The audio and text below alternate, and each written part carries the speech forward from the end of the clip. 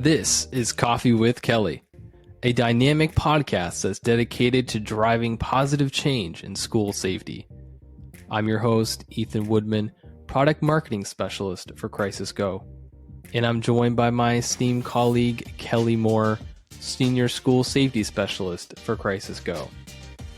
Our mission is to empower you with essential knowledge, tools, and inspiration required to foster a safer and more secure school environment. We hope this podcast will be the catalyst for transformation in your schools. Join us as we continue to dive into the world of school safety. And we're live. We are live. Sort of.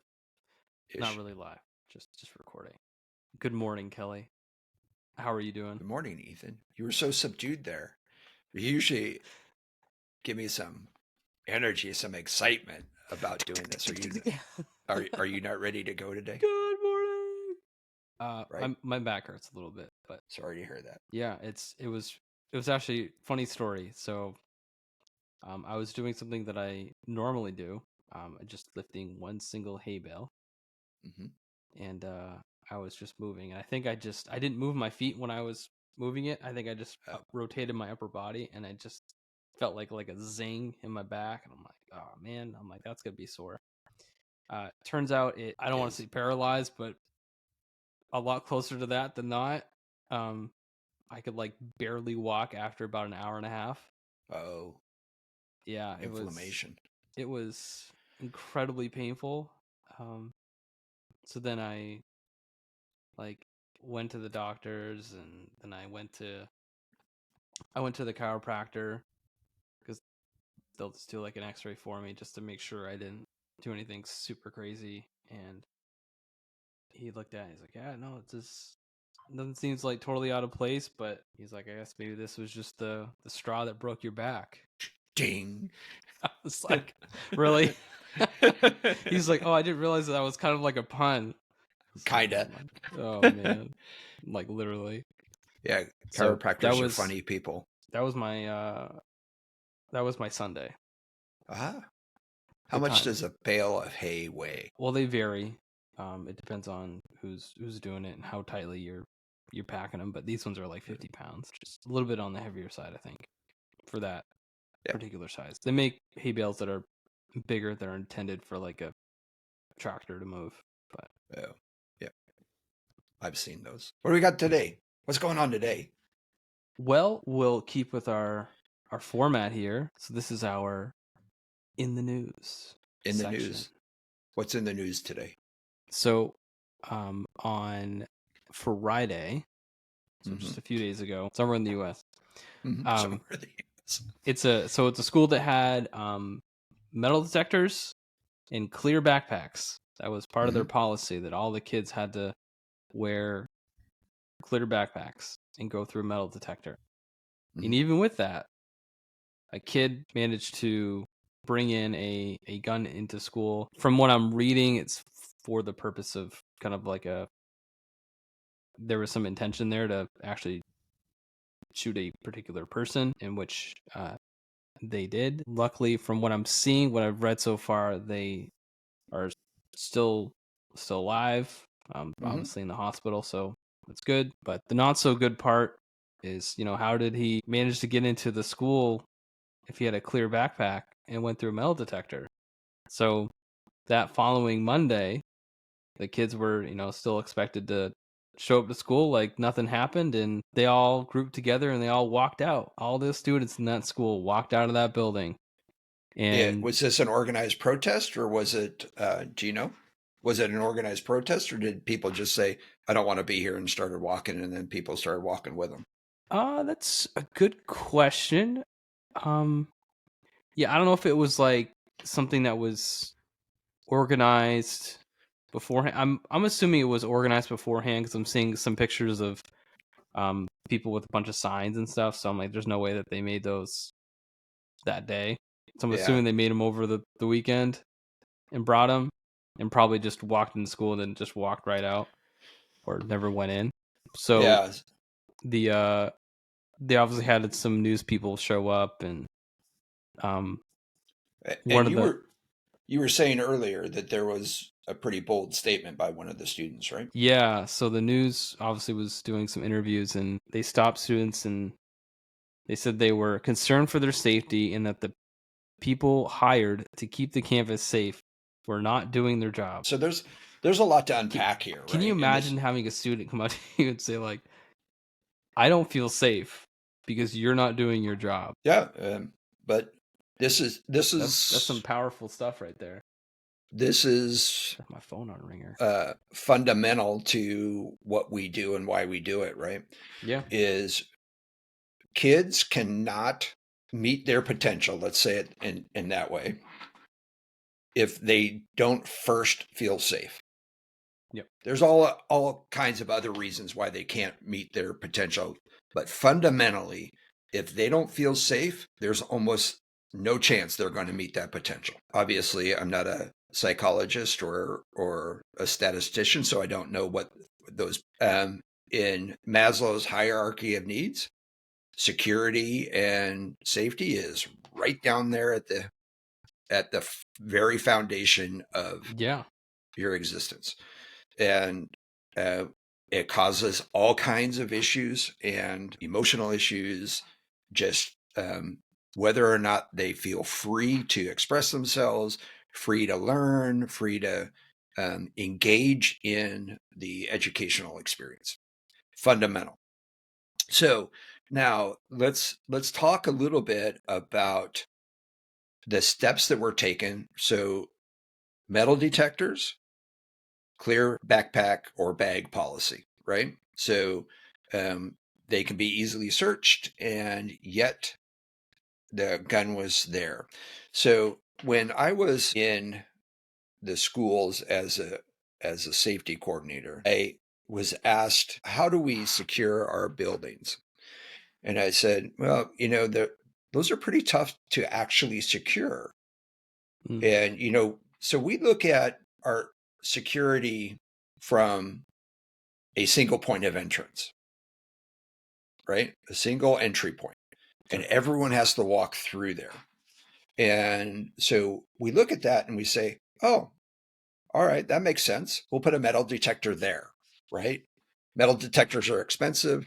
And we have to understand that metal detectors detect metal, not weapons, right? So if we're using them correctly and we're in a school environment, a lot of these things are going to get alerted on, because the metal spine in a notebook, the spiral in a notebook is likely going to set it off, right? Belt buckles, knee braces, crutches, right? All of these things that are metal are going to set this thing off. So you have to be diligent, and you have to monitor that, and you have to determine what it is that is setting it off. Now, I'll give you an example of something that occurred to me going into a hockey game last week. I've been having some knee issues with stability of my knee, which has been going on for years and years and years, but usually I can control it, but recently it's been acting up. So I recently went and bought a knee brace. And in the knee brace, it's a stability knee brace, so it has a metal hinge. Sure. And I went to the hockey game. I went through the metal detector, and sure enough, it said, stop this guy. He's got metal on him. And the lady behind the metal detector looked at me like, uh-oh, what do I do? And I says, don't worry, it's a knee brace. She goes, oh, it's a knee brace? I said, yes. And that was it.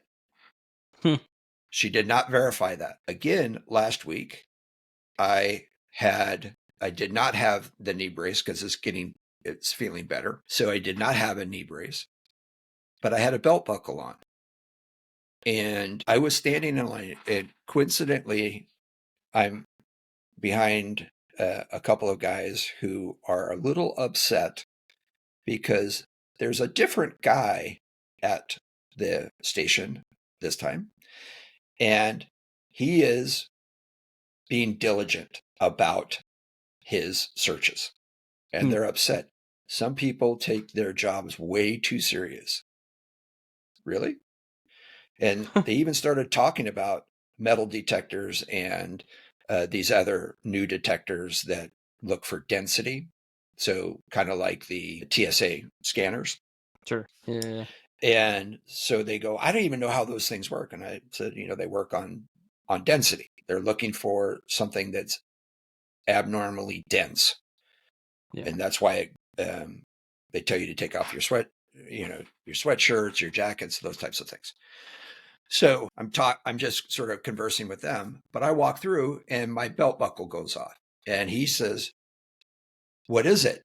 And I said, it's my belt buckle. And he wands my belt buckle. But then he goes and looks at wands everything else. And he goes, okay. So now he's satisfied.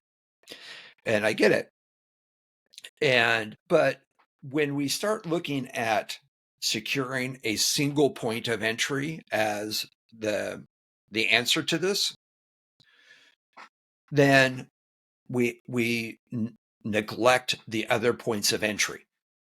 And what I mean by that is I started to say in our schools in the area that I was for the district that I was the coordinator for, the municipalities also designated every school campus in their area as a park. So they could use those facilities and share those facilities on weekends and after schools for recreational leagues, little kid football, baseball, basketball, those types of things. They could use them for practice for little league and things, things like that. So during after hours, these campuses are wide open. And so during a conversation I had with a safety it was the person responsible for safety, not necessarily a safety coordinator,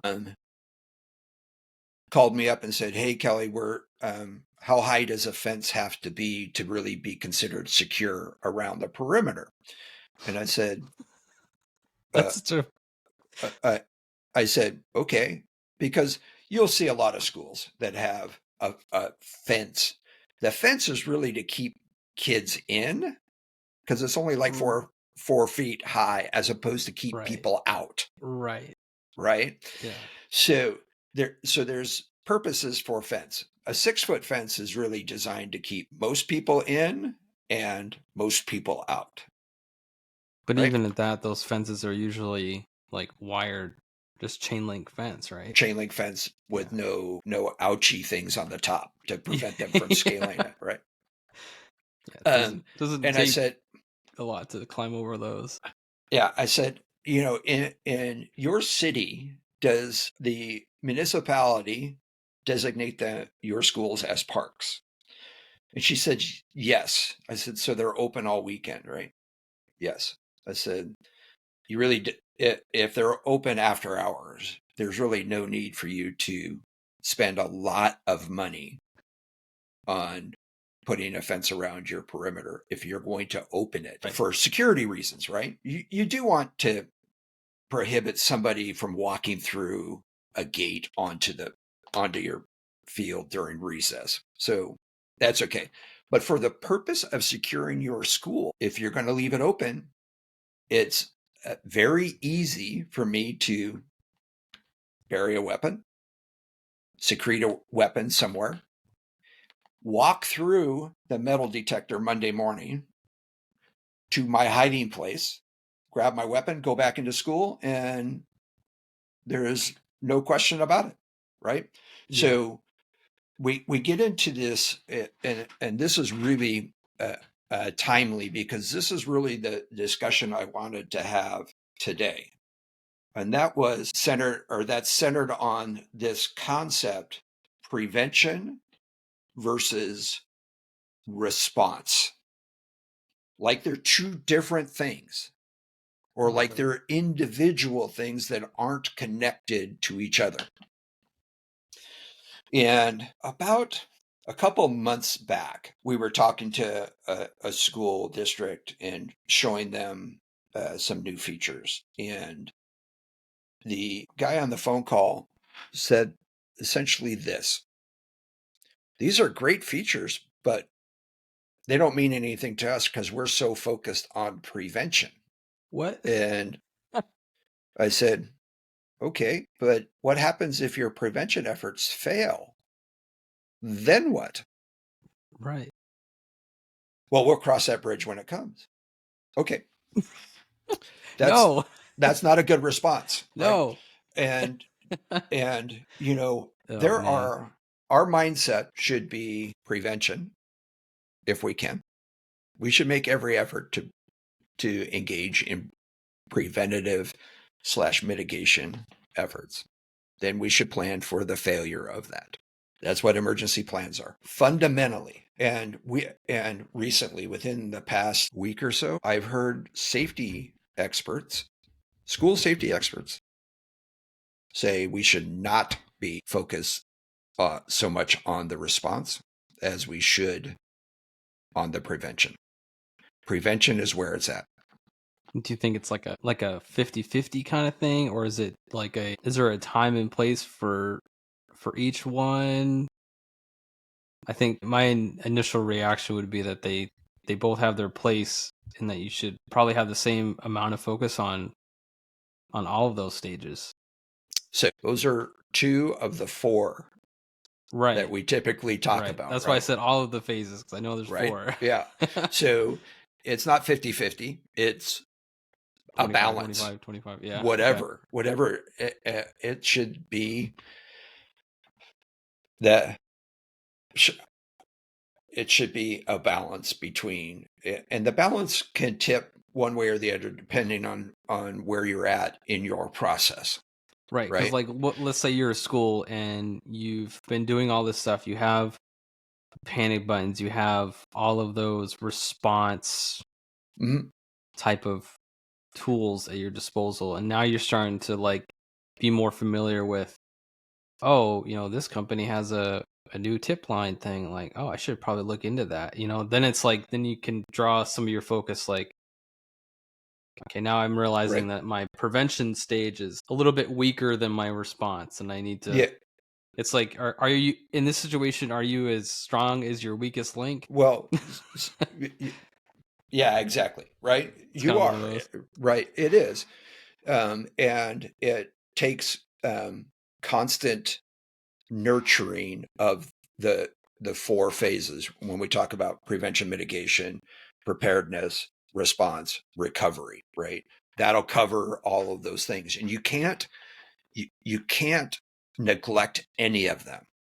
You can Mm, maybe prioritize some within where you're at, right? If you're starting from scratch, and if there's a school out there that's starting from scratch at this stage, then we have bigger issues, I was gonna right? say that sounds like a But very scary situation. right, but prevention takes a lot of effort, Mm, and prevention is a process that generally gives us a false sense of security. mm, And why I say that is because prevention measures aren't readily available. And if something bad doesn't happen, we naturally assume it's because of our prevention efforts as opposed to luck of the draw, right? So um, if we are engaging solely in prevention and we believe that we are successful because nothing has happened, we have to kind of switch that thought process, because we may be successful because nothing's happened. Nobody's targeted at our school. The real measure of preventative acts is what we're starting to measure now. We haven't measured forever, and I don't know why. It's trying to measure the averted acts. We prevented an act from occurring. We knew it was coming. We saw it early. We identified the risk and the threat, and we prevented that from occurring. Not just throwing a bunch of stuff in the front of the school and saying, "Okay, we're good here, and we're going to prevent it." It's requires a lot of nurturing, a lot of validation. And unfortunately, this goes back to a conversation I know we had early on in our podcast. And how do you measure prevention? How do you measure your success in prevention? And I use this scenario from when I was actually a commander having this conversation with a community group, and they were, I forget the reason they were upset with something. And I said, they said, you guys just drive around. And I said, okay, but that's preventing. And they go, what do you mean by that? I said, it's very difficult to measure because we don't know what's going on in the area. But when I drive a marked police unit in an area, people slow down. Did I prevent an accident? Maybe. Who knows? Did I prevent a pedestrian from being killed? Maybe. Nobody knows. We can't measure the prevention. Did I stop an armed robbery when I drove through the parking lot of a mall or a shopping center? Who knows? But we can say that we're out looking for things and we're out preventing things from happening. But the reality is how do you measure that? How do you measure something that didn't happen? And the answer to that is you really can't. So you can't sit back on that and say our prevention measures are effective, right? And it's very difficult for us to identify every threat and prevent that threat from occurring. If that's the case, then we have to look at the other three aspects of your emergency planning and management program. You have to plan for, prepare for, respond to, and recover from the failure of that prevention. And in fact, right? So, yeah, I like that. And in fact, even though FEMA still currently officially has prevention, preparedness, response, and recovery as their 4 phases, almost everyone adds mitigation to the prevention, right? Almost everybody does. What's the difference between prevention and mitigation? Prevention is stopping something from happening. Mitigation, by definition, I guess it's inferred definition, that you're going to fail at prevention. So you need to reduce the impact or the effects of your failure to prevent, right? So mitigation is I'm trying to reduce injuries, deaths, lawsuits, risk, whatever. I'm trying to reduce all of that so that the impacts or the effects of that are decreased and are lessened. And I'll show. Now we go back to that story, right? Here's mitigation. We have a high school student who somehow gets a gun into the school. And if I remember correctly, he shoots one of his classmates in the leg or something like that, right? And I don't know exactly the events that occurred immediately after. But so our prevention of getting that gun in there failed. Yeah. Right? We took steps to prevent that from occurring, and it failed. Yeah. And so the response to that, the teacher does something to the guy with the gun. I don't know what that is, but somehow he intervenes and he gets the kid and removes him from the building. And they're outside, if I remember the story correctly. They're outside and he holds them there. Again, I don't know what holds mean until law enforcement comes and gets them. 30 minutes later, by the way. So not that that's a bad thing for law enforcement, but that happens when there's when they're trying to figure everything out, right? Right. You could tell right off the bat that there was no process or pretty, something wasn't trained So, there. so that's true, but the actions of the teacher were to respond to the shooter in a manner that mitigated the potential results there. Right. It could have got worse. And in fact, they said there were Sure. other people that he was targeting. Oh, really? Yeah. Wow. So, or at Man. least the clip that I saw.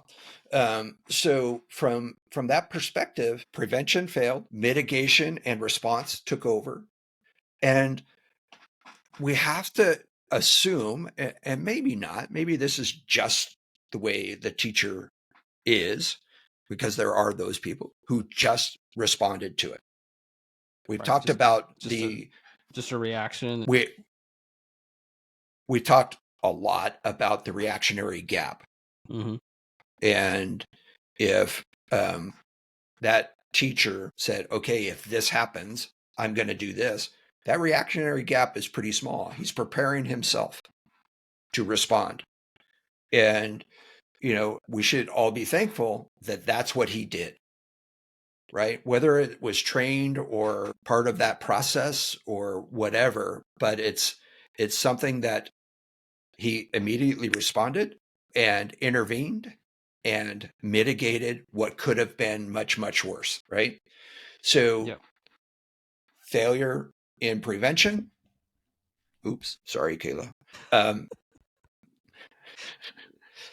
Failure to prevent, a quick response to mitigate holds over so that they can recover to the point where somebody, and probably not rightfully so, but somebody said, okay, this was a relatively small incident. We're going to start school on Monday. Yeah. What do you think about that? Like, after a shooting on a Friday, would you recommend a school just go back to regular business on Monday? Depends. What it appears to me that the kids did not feel safe.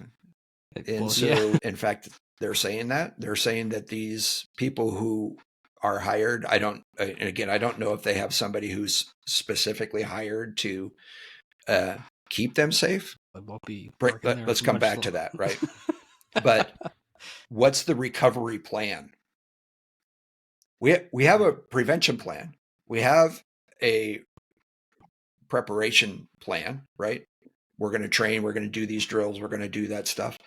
And we have a response. If this happens, then we're going to do this, lock down, notify law enforcement, notify the fire department. We're going to get everyone here to help us. Where's the recovery plan? Where are our counselors? Where are our emotional support people, guidance, whatever, psychologists, therapists? Where are those that need to be debriefed? What are we going to do the next day? If something like this happens at our school, are we going to open the next day? These are questions that you as a district, as a community, have to answer. And obviously, the kids and probably some of their families didn't feel like that was enough. And if I remember correctly, the entire school walked out, right? Yeah. So if they plan on opening the next day, the next school day, there was a weekend between, it happened on a Friday, and they were told they had to come back to school on a Monday. If that's the case, what has to occur to make them feel safe? So You gotta make some changes, I would think. Well, let's talk about that, right? Changes to what? Well, I mean, yeah, there's a lot to unpack there. I mean, Right? I as a student, I would have to get something of like someone saying we messed up and here's how we're gonna fix it. Like I feel like that's a baseline for me as a student. Like I need to know that like there's some recognition of failure, and here's my plan to make sure this doesn't happen again. That's what I would need as a student to come back. How? So I'm going to be the devil's advocate here. You're a student coming back into this school on Monday, Mm-hmm. and you expect an apology. Hey, we screwed this up. We're going to fix it. What's the next question? How are you gonna fix it? How are you going to fix it? Yeah, Right? I need some details because I need some these things as didn't work that you implemented, so you got to figure out why they didn't work. Yeah, so what do you have to do before you can say that legitimately? You have to figure out how that gun got into the building. yeah, How did hundred that gun percent. get in there? And what are we going to do to prevent that incident from occurring again? Not just, oh, we're going to say we're going to do better, Yeah, that doesn't work. right? It doesn't work No, that way. that doesn't People fly. understand that you messed up. But did you? I don't know. Was this a failure of security? Was it a failure of monitoring and personnel? Was it a failure of not securing the open campus before the day started? Where was this failure? And Mm, so if this is a question that they can't ask and answer by Monday, I'm guessing they shouldn't open on Monday. yeah, I If I think can that's plug that hole where that gun came in, if I can plug it and say, hey, look, this is what we did. We thought we were good. Obviously, something went wrong here, and um, we failed, and we're sorry for that. Now, this is how we failed. This is why we failed, and we're going to correct that, and we're going to correct it today. so Then maybe you open it up, so the and go ahead. I was just going to say, and maybe you have counselors standing by. Maybe you figure that out. is that kind of communication, that apology, that like, hey, next steps, is that communication something that you like, you do some formal announcement like in the gym with all the kids and say, hey, here's how it went down, here's what we're going to do? Or is it like, is it an email? Like what is like the best method for that, So, in your if opinion? we're going to keep with the theme of today's topic, prevention versus response, you would have a plan when that fails. Okay, we've talked about this a lot. What do you say to the parents and the families during the event? Part of that is accepting the responsibility. And I know there's lawyers turning over right now. Don't say that, but you have to in this case, saying, Yeah. hey, look at we we're we're doing everything we can.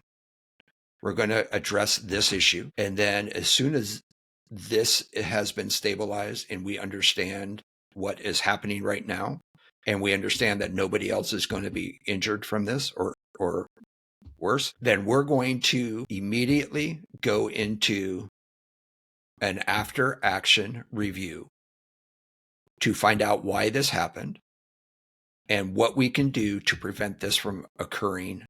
And we're not going to open this school until we understand that.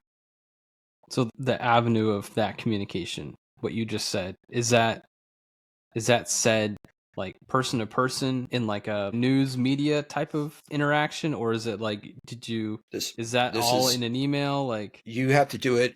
The answer to that is yes okay. to everything that you said and didn't say.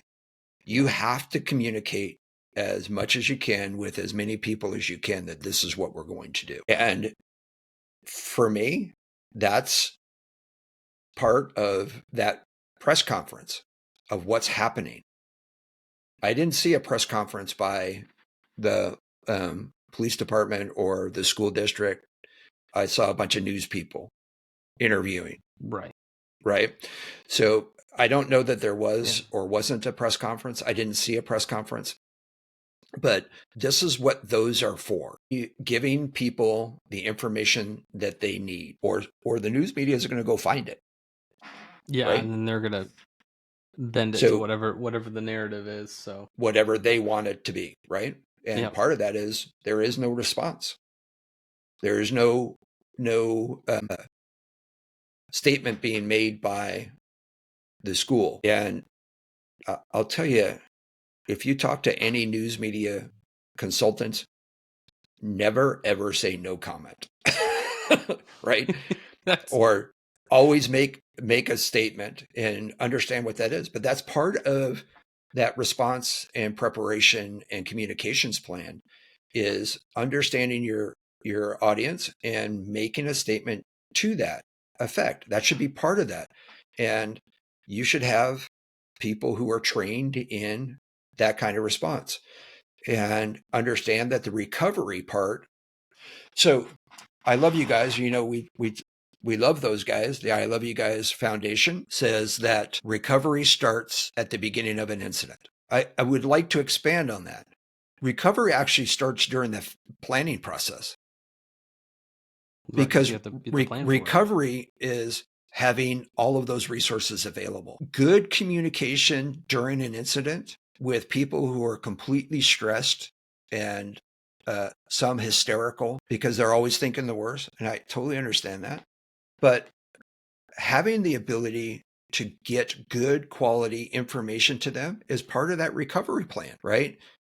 Having those resources identified so that if something happens, they know what they're going to do, they know how to respond, and they're going to respond quickly. And, you know, are you going to have a counseling session the day of that event?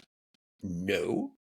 But you are going to try to identify those people, students and staff and parents who are struggling with what's going on. You're going to identify them for follow-up. You're going to, if somebody is in crisis, deal with that crisis. And then you're going to say, let's talk about this next week. If you're going to open the school without figuring out the cause for what occurred, and that's the ability to get that firearm in there, then what are you going to do there? Are you going to force everyone into school? No. You're going to say, if you feel safe, if you feel comfortable, come in. We'll be here for you. If you need some counseling, or you need to talk to somebody, or you need some fellowship or what have you, we're here for you, right?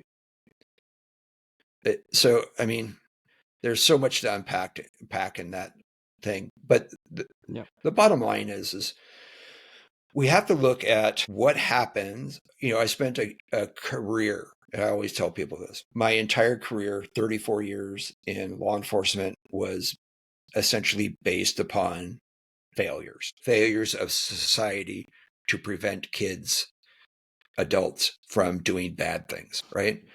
Doing things that they're not supposed to do because they didn't have consequences, or they didn't care about the consequences, or their mindset was different than the societal norms, or what have you.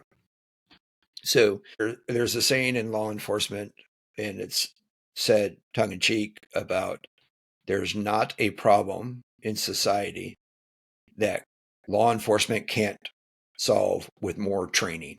That's because every time something happens, somebody says, oh, we need more training for law enforcement.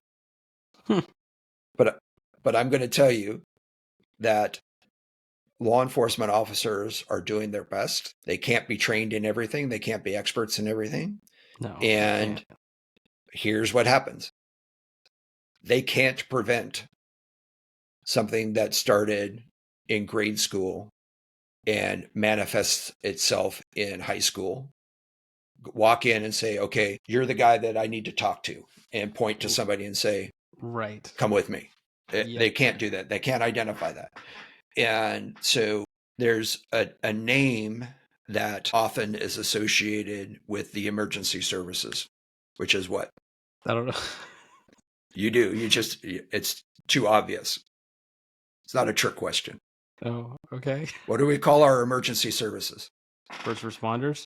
First responders. Yeah. We don't call them first preventers. Nope. For a reason. Yeah. For a reason. They're first responders. They're the first one to respond to a problem when everything else has failed. Every attempt to prevent something from happening. Right? We're first responders. Would we love to prevent everything from happening? Yes, but we're first responders. And we're not Are we perfect. getting better? I'm sorry? And we're not perfect. Certainly not perfect. You always got to remember that we're all just human. So it's like you don't have a perfect human that's going to get it right every single time. So how many times have you heard this? Let's talk about the prevention, right? Gosh, I never thought he would do it. Yeah, all the time. Or all the I'm time. surprised. Or worse yet, yeah, I'm not surprised. Yeah, that's even worse. It's like I'm not surprised. You're not surprised. Because, why didn't you say something? Right. Why didn't you say something? Why didn't you do something? And if you're not surprised, if you're solely focused on prevention, there's a huge assumption that's being made. And the assumption is that everyone who is aware of this risk or this threat is going to report it or identify it as such. And we know from many, many years, if not hundreds of years, and in fact, there's as part of the U.S. Secret Service threat management, threat assessment training and literature, there's a huge phenomena and effort to try to get bystanders to not be bystanders. And what is that campaign called? You lost me. See something, say something. Oh, okay. Right?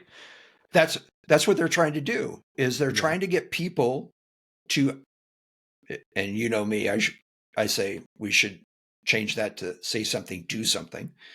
But it's a huge campaign that we've been going on for at least the last 20 years, if not 25 years. If you see something, say something. Why do we have to say that if we're focused on prevention? And we think that prevention is the answer here. Can you hear my dogs? I can. I do have a burning question for you too. That's actually directly tied to this news. Get those dogs. Go get those dogs. My wife just got home and they were inside. That'll do it. Do I ask? All right, Kelly. Start burning. Here is your burning question.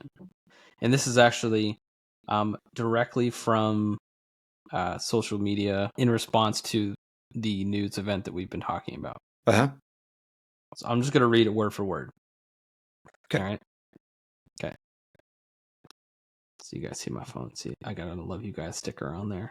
So this person says, I've seen excellent and well-rehearsed communication plans fall by the wayside in the face of real-world scenarios. Most commonly, it has been due to the designated decision makers feeling overconfident that it was false, not feeling that they had enough information for go orders, or fear of backlash fear of backlash due to media having access to the notification. How do we, as a profession, remove the fear of over-communicating? How do we explain that the one false alarm you may send is far better than not sending the communication when lives are at stake? Yeah. So this all comes with this is a confidence issue, right? And for me, it's a confidence issue. Goes back to the anxiety that people have with the calling 911. I don't want to be wrong. I don't want to have a false alarm. And I addressed this quite a bit when I was the safety coordinator. And when I said, why are we worried about false alarms? There's a lot of reasons we should be concerned about them. Totally get it. Yeah. But the reality is, generally speaking, if we look at the response times for alarms, right? 911 calls, generally speaking, we're talking 8 minutes. If we have a false alarm, we have plenty of time to cancel that alarm, right? If we don't cancel it, what does it become? A real one? An unannounced drill. How did we respond? How did we look at? That's true. It's a good way of looking at it. Right? So this was an unannounced, although accidental, it was, or maybe purposefully, because we have those two That's what swatting is, right? But it's an opportunity for us to see how well we performed in the false alarms. Over communications. Again, we shouldn't over communicate for the purpose of over communicating. We should communicate what is essential, what we know is to be, and what we are going to do, as we talked earlier. The communications plans are like every other plan. And I'm going to use Mike Tyson's famous quote: everyone has a plan to beat me in the ring until I punch him in the face. In the military, that statement is every battle plan is perfect until the first shots are fired, or something to that effect, right? Yeah. So every plan is as good as they're as good as they can be, and they're only as good as you train with them. We can have plans, and this is why I say we should plan until what? Or we should practice till what? Till you don't get it, till you can't get it wrong. That's right. Not only till we can get it right, but till we can't get it wrong.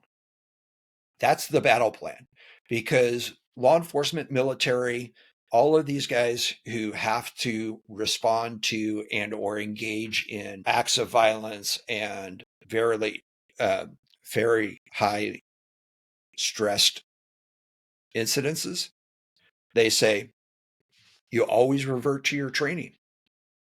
And if you're actually training to the point that you need to for a school shooting or a school act of violence, then that's where things get muddied, right? And that's where you have a failure point in communication, is because they're not training to the point where they understand exactly what they should do, right? And you can't train for every situation. No. You can't.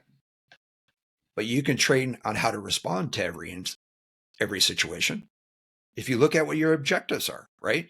You have clear objectives and you train to your objectives. A different, variation of a scenario should not mean anything to you. It is, okay, this is what's happening to me. This is how I'm going to respond. This is how I'm going to communicate. This is what I need to communicate, right? As somebody who talked quite a bit to the press in my career, especially during highly stressful situations where people are concerned, one of my primary objectives was to say, here's what's happening, and to alleviate their anxiety and concern. And this is what we are doing to mitigate this from happening again. Or we have the suspect in custody. We believe that there are no further threats to the community. Right? And if you look at news stories now, you will see that almost as a standard statement when we're talking, where law enforcement is speaking to the public about a shooting spree or a gang fight or a large scale event. We believe we have everyone that was responsible for this incident. We have them in custody, and we believe that there are no further threats to the community. Something to that effect, right? And when we understand that, and that's what we're trying to do in this case, where we have a shooting on Friday, something needs to occur where we are telling them we believe that there are no further threats to this community and specifically to this school, and then be able to answer, well, how did he get that gun into this school? And if you can't answer that, then they're not feeling safe. So you need to then look at the saying, okay, we need to figure this out. And I get the financial implications. I get all of that stuff of closing a school down for a week, but maybe you need to do that. I'm sure somebody will understand. It'd be a lot worse if, half your student population just stops going to your school. Right? They withdraw from your school. Yeah. A lot of people don't have that option, but a lot of people do. Yeah. Right. So anyway, if you, I applaud all efforts. Every effort should be made to prevent. But I also understand that even in our best efforts, we're going to fail at that. And is that tragic? Yes. But I understand that failure is inevitable at some point. So rather than dwell on that, I'm going to start training. I'm going to start planning for and executing the plans to respond to those failures,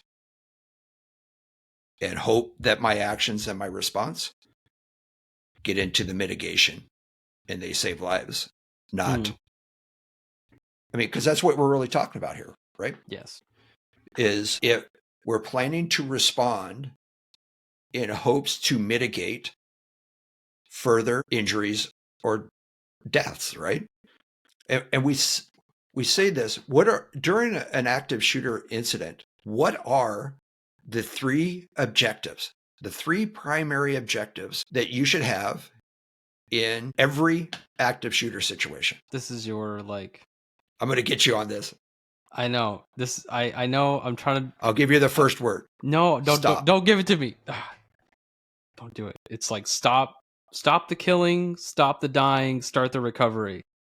That's right. Yeah. It's that simple. Yeah. Right? Stop the killing. Why? Because we don't want that. We're going to mitigate that. And the quicker we can do that, the better off we all are. And then once we've stopped that, then we have to look at, okay, there are other people who are injured. We need to attend to them right now, because people who have survivable wounds have died because people haven't attended to them quick enough. Stop the killing, stop the dying. And as soon as you stop the killing, you should stop the dying. Get them to medical facilities as quickly as you possibly can. Start the recovery. There's a bunch of people who are affected that weren't injured physically. Emotionally, they were, and we need to address that. So start that recovery. Get them the help that they're going to need, set that up, identify who those are, and get going. We have to focus on all aspects. And if you focus too heavily on one, you're going to fail at the other ones. I mean, you could have just started with that, and that could have just been our podcast. Our podcast could have been like 10 seconds long. Yeah, but then what would Kayla have to do? I do want to say, if we have a very limited amount of people that actually watch the YouTube, and I appreciate every single one of you. And if you got anything out of this podcast episode, please share it. Share it to all your friends and family, and get them to subscribe. We're trying to get our subscribers up. We are. Once we get to a certain level, then we can start doing some cool stuff. Cooler and than this. And if you're not listening to this on YouTube, you're listening it to on Spotify, I appreciate you too, but chances are you have a YouTube username or whatever, a Google name. So get on YouTube, subscribe, help us out. Help us get the word out of school safety. If you enjoyed today's episode, please like, subscribe, and hit that notification bell. And if you have any questions about what we discussed, leave a comment on our website at crisisgo.com. Thank you for joining us today, and we'll see you next time on Coffee with Kelly, a discussion on school safety.